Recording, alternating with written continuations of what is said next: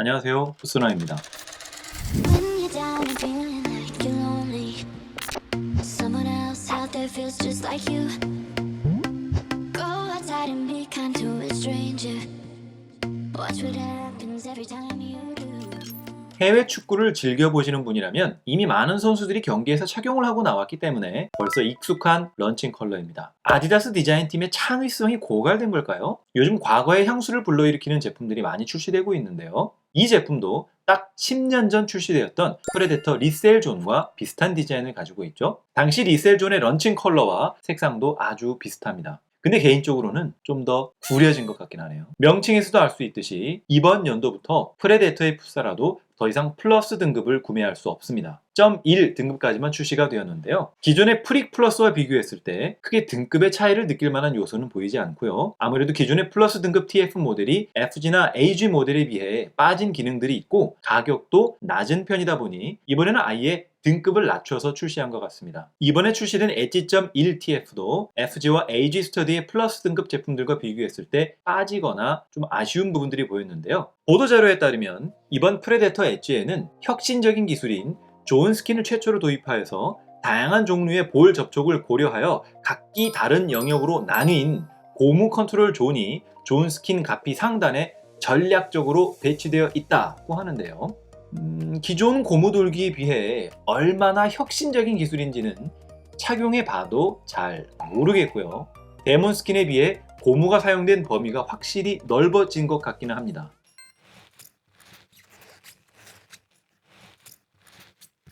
내구성도 조금은 더 나아 보이기도 하고요. 그리고 이번 프레데터에도 여전히 프라임 니트 가피가 사용되었고 신축성 있는 아디다스 프라임 니트 칼라가 단단한 고정력과 흔들림 없는 핏을 선사한다고 하는데요. 이 부분이 가장 아쉬운 부분이고요. 구독자분들께서 댓글로도 남겨주셨지만 다른 리뷰어들에게도 많이 욕을 먹고 있는 이번에 엣지로 넘어오면서 어퍼가 좀 더 두꺼워지면서 뻣뻣해진 느낌이에요. 족형도 발볼에 여유가 있는 형태가 아닌데다 단단해진 어퍼가 발을 꼭 압박하다 보니 발저린 것 같은 통증을 호소하시는 분들이 적지 않은 것 같더라고요. 그리고 여기 프라임 니트 칼라 부분도 보시면 프릭 플러스 TF의 경우 발등 부분의 각도가 이렇게 올라오도록 되어 있어서 신을 때 그렇게 힘들지 않았는데요. 이번 엣지.1TF의 경우 프라임 니트 칼라가 발목까지 계속 낮은 각도로 되어 있어서 처음에 발을 집어넣을 때 정말 힘들었습니다. 그리고 위에서 내려다보면 보이십니까? 엣지는 무슨 발목이 슈퍼 새 발목인 사람만 신으라고 만들어 놓은 것 같아요. 저도 나름 새 발목이라고 자부하는 사람인데 이건 좀 너무하지 않나요? 게다가 어퍼까지 단단하다 보니 신을 때 너무 불편하더라고요. 오우, 으쌰.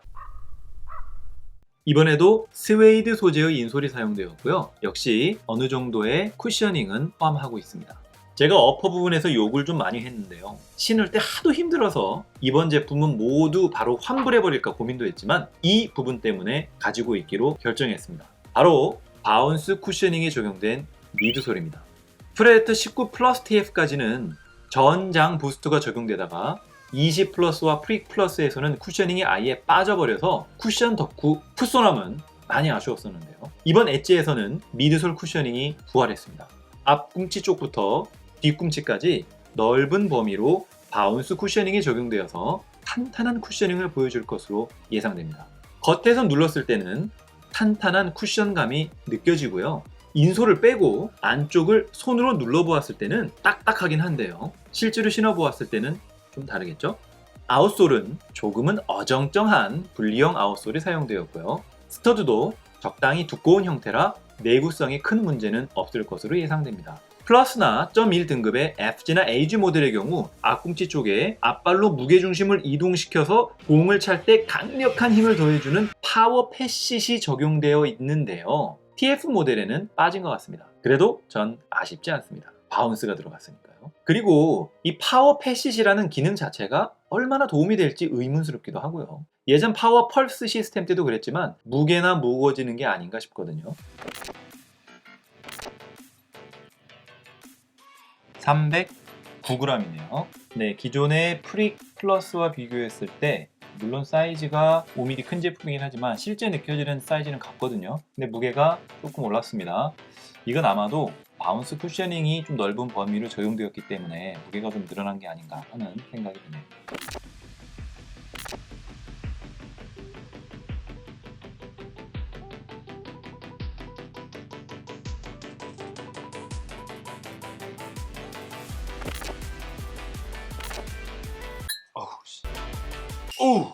일단 신기가 너무 힘들고요. 신을 때 구두 주걱은 필수입니다. 그리고 신고 나서도 이 단단해진 어퍼가 발을 꽉 잡아서 적응까지는 조금 시간이 걸릴 듯 합니다. 저도 구입 후에 2시간 정도를 일부러 방에서 신고 있었는데요. 벗어야 할 정도로 중족부 압박이 크지는 않았지만 여전히 발이 어느 정도 저리는 건 피할 수 없더라고요. 가장 중요한 쿠션감은 있긴 있습니다. 전장 부스트가 적용된 것만큼 풍성한 쿠션감은 아니지만 어느 정도 탄탄한 쿠션감이 느껴지긴 합니다. 동일한 바운스 쿠셔닝이 적용되었던 예전 코파 19.1의 경우에도 손으로 눌렀을 때나 혹은 방구석에서 착용 시에는 별다른 쿠션감이 느껴지지 않았지만 실제 경기장에서 착용 시에는 적당한 쿠션감이 있었던 걸 기억하기 때문에 쿠셔닝에 있어서 좀 더 정확한 판단을 하기 위해서는 한두 경기라도 실착을 해보아야 할 것 같습니다. 이렇게 이 친구는 제 신발장에 남아있게 되는 겁니다. 다만 프릭에 비해 미드솔이 좀 두꺼워지다 보니 안정감에 있어서 조금 손해를 볼 것 같기는 합니다.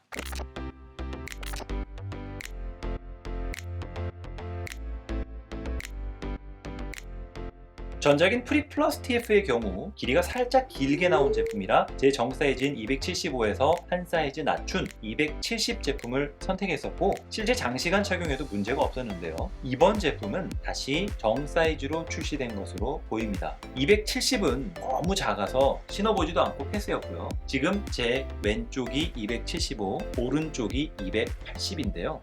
275 제품이 기존의 프릭 270과 거의 같은 사이즈감입니다. 제게 거의 여유 없이 딱 맞는 느낌이에요. 280은 길이나 볼에서 조금은 여유로운 사이즈감이에요. 다만 제 개인적으로 길이가 좀 길다 싶으면 경기 중에 왠지 이 앞코가 땅을 찰 것 같은 느낌에 결론적으로는 그 제품 착용을 피하게 되더라고요. 따라서 저는 정 사이즈를 선택하기로 했습니다. 이 제품도 272 사이즈가 나온다면 딱 좋을 것 같기는 하네요. 어퍼가 조금은 단단한 편인 만큼 볼이 넓으신 분이나 여유로운 사이즈감을 원하신다면 한 사이즈 큰 제품을 선택하셔도 큰 문제가 있을 것으로 보이지는 않습니다.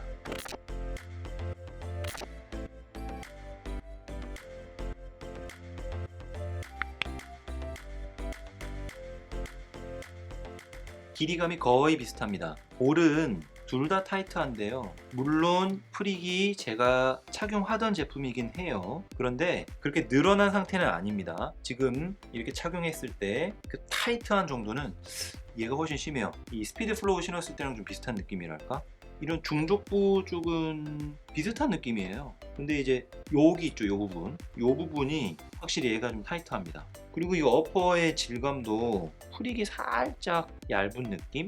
예전에 프릭 플러스 신었을 때는 얘도 좀 되게 타이트하고 이거 좀 힘들지 않을까 그런 느낌을 받았었거든요. 근데 얘랑 비교하면서 보니까 오히려 좀 부드럽고 편안하게 발을 잡아준다는 느낌? 프릭 플러스의 재발견?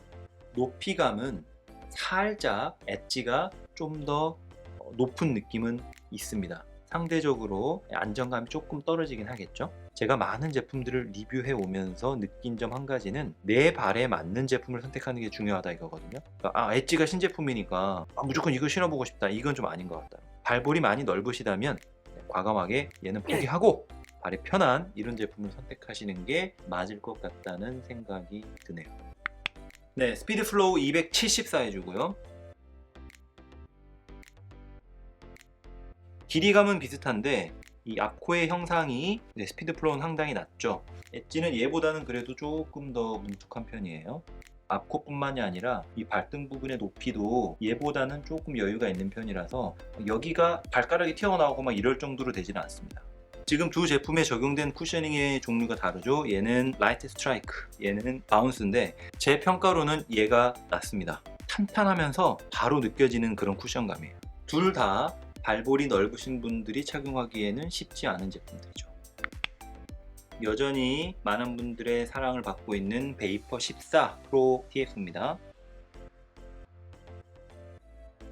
동 사이즈 기준으로 봤을 때 길이감은 베이퍼 14 프로가 살짝 긴 느낌이긴 한데요, 큰 차이는 아닙니다. 발볼이나 이런 부분도 확실히 베이퍼가 조금 더 편한 느낌이에요. 얘보다는 엣지가 조금 타이트하고 낀다. 무게감도 베이퍼가 조금 더 가볍죠. 쿠셔닝은 여기에는 이제 줌에어가 적용되었죠. 이 베이퍼가 많은 분들의 사랑을 받는 게 이해가 되는 게, 얘는 딱 신어보면 높이감이 그렇게 높지 않아요. 바닥에 딱 붙은 느낌이지만 쿠셔닝이 너무 단단하거나 하지 않거든요. 그래서 이제 많은 사랑을 받는 거죠. 발도 좀 편하거든요. 너무 타이트하지도 않고 적당히 잡아주고. 그리고 디자인도 또 지금 얘는 지금 저는 런칭 컬러지만 계속 새로운 디자인이 나오면서 최근에 나온 디자인도 상당히 이쁘더라고요. 아디다스가 좀 더 분발해라.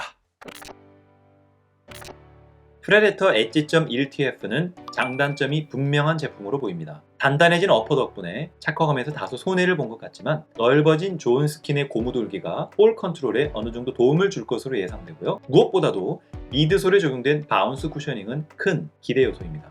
사이즈는 정 사이즈를 추천드리고요. 발볼이 좀 넓은 편이시거나 여유로운 착화감을 원하신다면 평소 착용하시는 사이즈에서 한 사이즈 업을 고려하셔도 될 것 같습니다.